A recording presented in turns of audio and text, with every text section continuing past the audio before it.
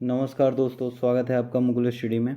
दोस्तों देखिए, ये फिजिक्स का जो क्लास चल रहा है पॉलिटेक्निक एंट्रेंस एग्ज़ाम का, ये देखिए आज चौथा दिन है और आज का जो चैप्टर है प्रकाश का गोलीय दर्पणों पर परावर्तन है। तो परावर्तन आप सब पढ़े होंगे, आप सबको पता है परावर्तन क्या है। तो देखिए इसमें जो पहला क्वेश्चन है ना, क्वेश्चन पे आते हैं हम लोग डायरेक्ट। तो पहला क्वेश्चन ये कह रहा है, वस्तु के समान माप का वास्तविक प्रतिबिंब तब प्राप्त होता है जब वस्तु को उसके वक्रता केंद्र पर रखा जाता है। ठीक है, क्वेश्चन समझ में आया। कह रहे वस्तु के समान माप का वास्तविक प्रतिबिंब तब प्राप्त होता है जब वस्तु को उसके केंद्र पर रखा जाता है। बताइए। तो देखिए आप सबको पता है, क्लास मैं करा चुका हूँ इस चैप्टर का, और जिस क्लास जो क्लास चल चुका है चैप्टर का, उसी का ऑब्जेक्टिव क्वेश्चन मैं करा रहा हूँ। आप सभी को पता है अभिषेक हुए और आदित्य, आप सबको पता है राजकुमार। तो आप लोग वीडियो देखिए अच्छी तरह, और जितनी बार देख सकते हैं स्पीड बढ़ा के लेक्चर देखते रहिए, और भी जितने वीडियो पढ़ चुके हैं सबको देखिए। ओके, कुछ छोड़िए नहीं, पेपर बहुत नज़दीक है। तो देखिए ऑप्शन नंबर सी सही है, ऑप्शन नंबर सी सही है। ओके, अवतल दर्पण के सम्मुख, अवतल दर्पण के सम्मुख।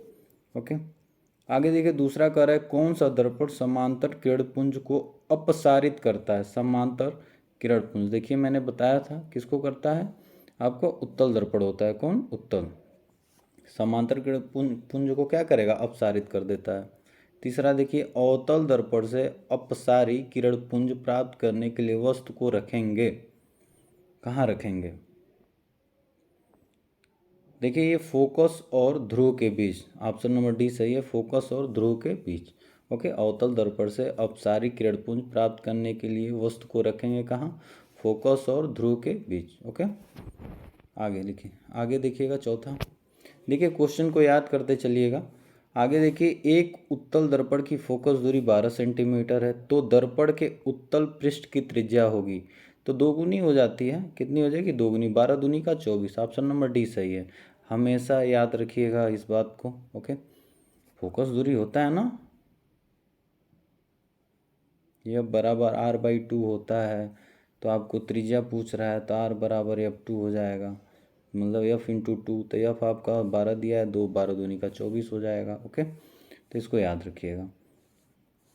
अगला देखिए, अगला है, फोकस दूरी f के एक अवतल दर्पण के मुख्य अक्ष पर 2f की दूरी पर 5 सेंटीमीटर लंबी वस्तु रखी गई है, इसके प्रतिबिंब की लंबाई क्या होगी? तो ये क्वेश्चन करेंगे 1/f = 1/v + 1/u, ये डैश करके आप सब करेंगे, तो ये सब करिएगा। इसका आंसर मैं बता दे रहा हूँ, 5 का बी सही है आपका, 5 सेंटीमीटर।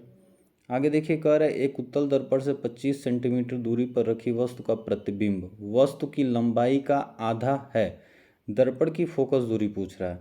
तो सीधा सीधा आप सबको पता है कैसा हो जाएगा इसका फोकस दूरी, 25 सेंटीमीटर है तो 25 सेंटीमीटर होगा। ठीक है, 25 centimetre. Okay, option number C ही सही हो जाएगा।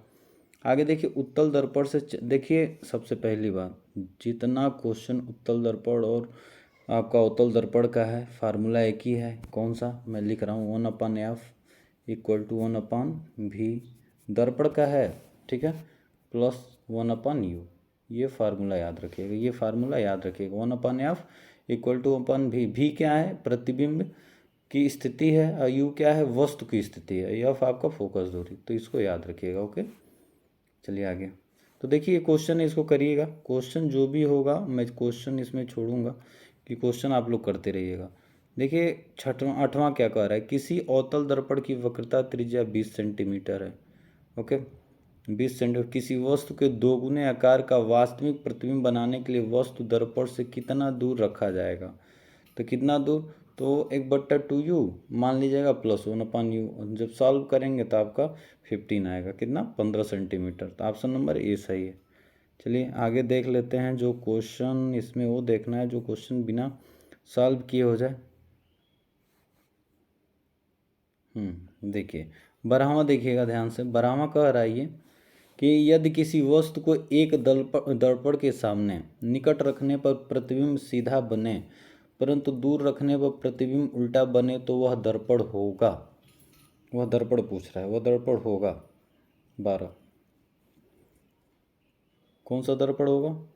आपका अवतल दर्पण होगा। कौन सा होगा? अवतल दर्पण होगा। तो ऑप्शन नंबर बी सही है। ओके, ऑप्शन नंबर बी सही है। तो देखिए दोस्तों, इसमें जो क्वेश्चन है, क्वेश्चन ज़्यादा से ज़्यादा क्वेश्चन ये क्लास में ही करवाना पड़ेगा यार। देखिए क्वेश्चन के लिए अलग से क्लास लेनी पड़ेगी। ओके, तो बाकी आगे देख लेते हैं। देखिए अगला क्वेश्चन जो 20वां कह रहा है, सयुग्मी फोकस संभव है केवल। 20वां कह रहा है तो आपका क्या किस में संभव होता है? अवतल दर्पण में। किस में? अवतल दर्पण में। ऑप्शन नंबर बी सही है। ठीक है, ऑप्शन नंबर बी सही है, अवतल दर्पण में। सयुग्मी फोकस किस में संभव होता है? अवतल दर्पण में। देखिए बाकी सब क्वेश्चन है तो बाकी सब क्वेश्चन आप सबको मैं बोर्ड पे करा दूंगा, क्योंकि इस पे नहीं समझ में आएगा। ओके, चलिए ठीक है दोस्तों, इसको देखिएगा इतना बस। Thank you.